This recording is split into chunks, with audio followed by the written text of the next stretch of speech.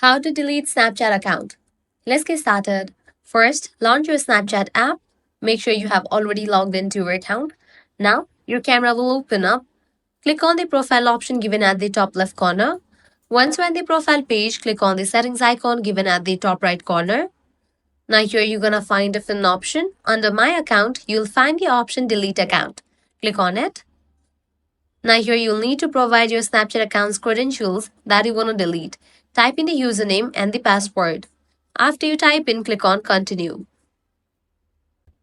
And just for that, your Snapchat account will be scheduled for deletion. After 30 days, your account will be deleted permanently. Within 30 days of period, you can easily reactivate your Snapchat account using the credentials. So that's a wrap for this video. This is how you can easily delete your Snapchat account. If this guide helped you out, don't forget to like, share and subscribe to our channel. Thanks for watching.